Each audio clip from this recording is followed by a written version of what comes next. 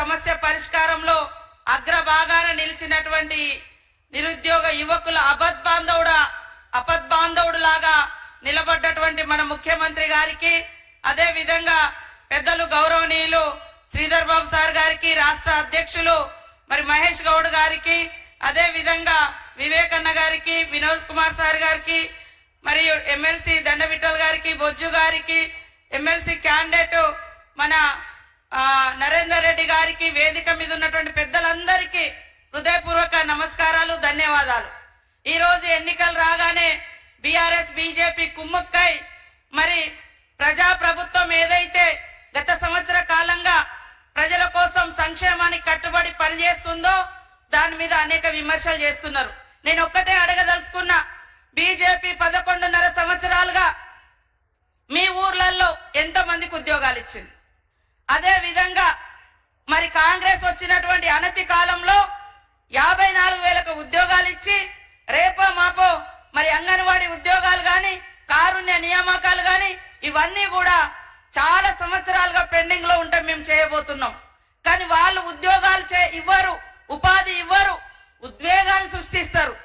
మరి మన భావోద్వేగాలతోటి రాజకీయం చేసి పదవులు పొందడం తప్ప ఇంకొకటి లేదు. బీజేపీ వాళ్ళు అంటున్నారు కాంగ్రెస్ ఏం చేస్తుందని. అయ్యా, ఇచ్చిన మాట ప్రకారం 200 యూనిట్ల కరెంట్ ఇస్తున్నాం, 21,000 కోట్ల రైతుల రుణమాఫీ చేసినాం, 54,000కు పైగా ఉద్యోగాలు ఇచ్చినాం. మీరు బీజేపీ దేశమంతా ఆడకూతుళ్లకు 1,200 గ్యాస్ ఇస్తుంటే మేము 500కే ఈ రాష్ట్రంలో గ్యాస్ ఇస్తా ఉన్నాం. అవునా కాదు ఆలోచించండి. ఆ రోజు కాంగ్రెస్ ఇచ్చినటువంటి 200 పింఛన్ ఏదైతే 10 ఏళ్ల కింద ఇచ్చిందో కేంద్రం, ఈ రోజు కేంద్రం యొక్క వాటా పింఛను కేవలం 200. ₹1 కూడా పెంచలే. మేం 10 ఏళ్ల క్రితము ఆనాటి ధరలకు అనుగుణంగా 200 ఆనాడిస్తే రాజశేఖర రెడ్డి గారు అదే వాటా ఈ రోజు వరకు కూడా కేంద్రం 200 ఇస్తుంది. మిగతా అంతా రాష్ట్రమే భరిస్తా ఉంది.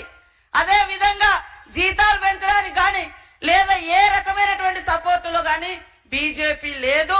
బీఆర్ఎస్ కేవలం మాటలతో మోసం చేసింది. కానీ ఇచ్చిన మాట నిలబెట్టుకునేటువంటి ప్రభుత్వం మరి కాంగ్రెస్ ప్రభుత్వం, రేవంత్ రెడ్డి గారి ప్రభుత్వం. దయచేసి పని చేసే ప్రభుత్వానికి పట్టం కట్టండి. ఇంకా 4 సంవత్సరాలు ఈ ప్రభుత్వం ఉంటుంది. మీకు ఇచ్చిన మాట ప్రకారం అన్ని హామీలను అమలు చేసి మళ్ళీ 4 ఏళ్ల తర్వాత ఓట్లు అడిగేటువంటి ప్రభుత్వం కాంగ్రెస్ ప్రభుత్వం. కాబట్టి ఇక్కడికి వచ్చినటువంటి విద్యార్థులు, యువకులు, మేధావులు, ఉద్యోగులు దయచేసి మరి ఒక విద్యావేత్తను మీ ముందుకు తీసుకురావడం జరిగింది. వారిని గెలిపియండి. నరేందర్ రెడ్డి గారి గుర్తుకు మరి చక్కగా ఆయన పేరుకు చక్కగా ఒక గీత గీయండి. ఒకటే, మళ్ళా ఇంకోటి లేదు, ఒకటే గీసి మరి గెలిపించండి. ఉమ్మడి ఆదిలాబాద్ జిల్లాను అభివృద్ధి పదంలోకి తీసుకెళ్లడానికి ఈ యొక్క ఓటు ద్వారా మమ్మల్ని ప్రోత్సహించాలని మిమ్మల్ని అందరినీ కోరుకుంటూ అందరికీ నమస్కారాలు, ధన్యవాదాలు. ఇప్పుడు సభను ఉద్దేశించి